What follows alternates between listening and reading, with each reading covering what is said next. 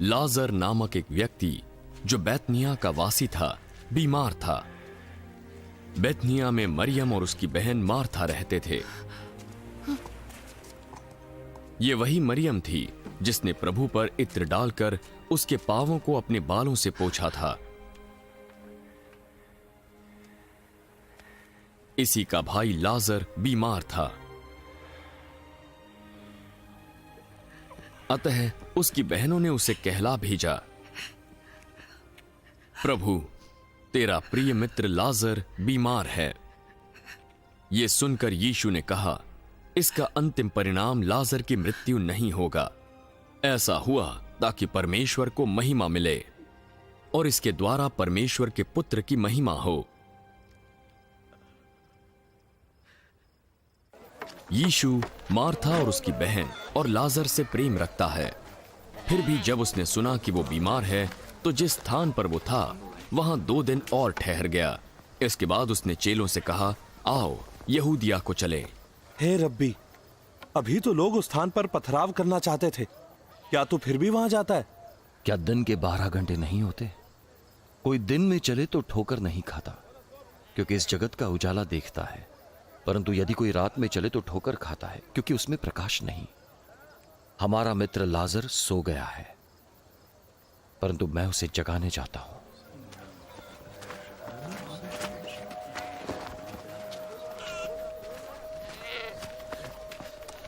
अगर वो सो गया है प्रभु, तो वो स्वस्थ हो जाएगा। यीशु ने उसकी मृत्यु के विषय में कहा था, पर वे समझे वो नींद में सो रहा है। तो यीशु ने साफ साफ कह दिया, लाजर मर गया और मैं तुम्हारे कारण आनंदित हूं कि मैं वहां न था, जिससे तुम विश्वास करो। चलो हम उसके पास चले। तब थोमा, जिसे जुड़वा कहते थे, साथी चेलों से बोला, चलो हम सब रब्बी के संग चलें ताकि उसके साथ मर जाएं। वहां पहुंचने पर यीशु को यह मालूम हुआ कि लाजर को कब्र में रखे 4 दिन हो चुके हैं। बैतनिया यरूशलेम के समीप कोई 2 मील की दूरी पर था। बहुत से यहूदी मार्था और मरियम के पास उनके भाई की मृत्यु पर दिलासा देने आए थे। जब मार्था ने सुना कि यीशु आया है तो वो उससे मिलने गई, परंतु मरियम घर में बैठी रही। यदि तू यहाँ होता है प्रभु, तो मेरा भाई कभी न मरता। और अब भी मैं जानती हूँ कि जो कुछ तू परमेश्वर से मांगेगा वो तुझे देगा। तेरा भाई फिर जी उठेगा। मैं जानती हूँ कि अंतिम दिन वो जी उठेगा। पुनरुत्थान और जीवन मैं ही हूं। जो कोई मुझ पर विश्वास करता है वो यदि मर भी जाए तो भी जिएगा। जो कोई जीवित है और मुझ पर विश्वास करता है वो कभी ना मरेगा। क्या तू विश्वास करती है?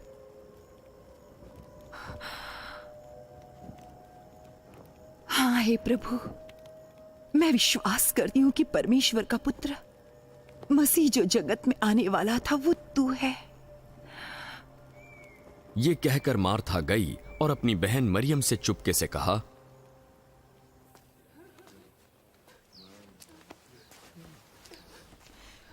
गुरु यहाँ है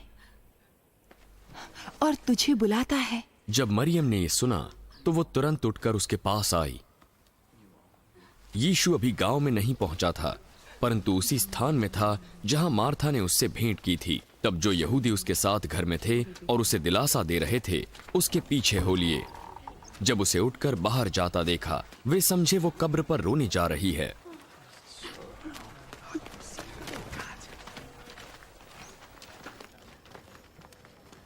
जब मरियम यीशु के पास पहुंची तो उसे देखते ही उसके पांव पर गिर पड़ी।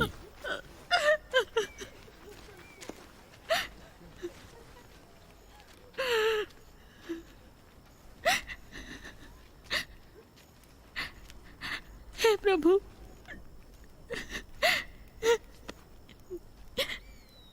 यदि तू यहाँ होता तो मेरा भाई कभी न मरता। जब यीशु ने उसको और उन यहूदियों को जो उसके साथ थे रोते हुए देखा,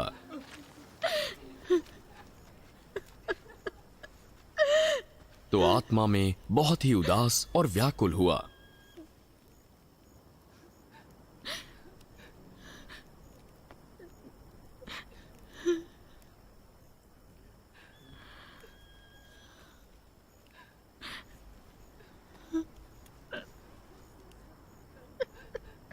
तुमने उसे कहां दफन किया है? चलकर देख ले प्रभु।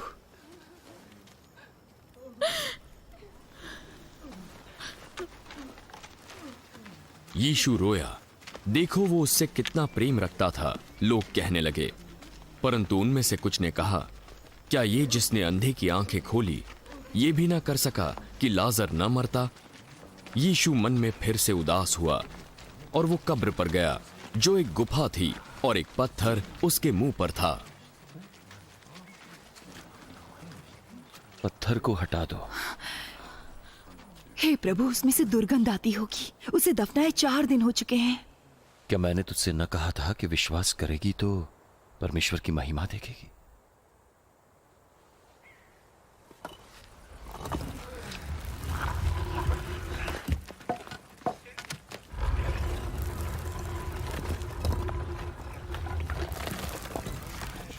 तब उन्होंने पत्थर को हटाया।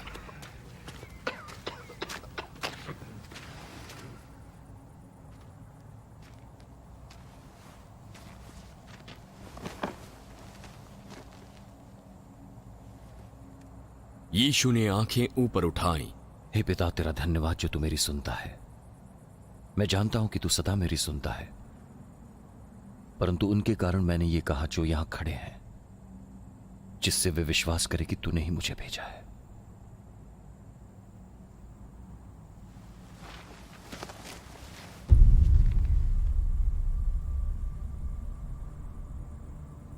ये कहकर वो ऊंची आवाज में पुकार उठा, लाजर, बाहर आ जा।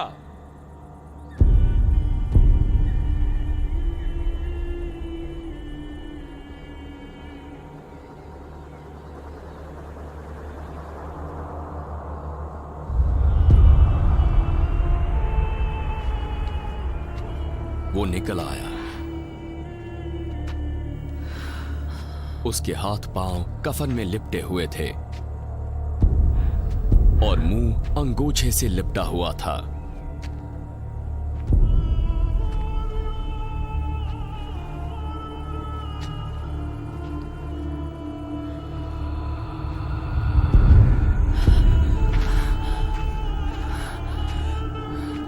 उसे खोल दो और जाने दो। तब जो मरियम के पास आए थे और यीशु के काम को देखा, तो उनमें से बहुतों ने उस पर विश्वास किया।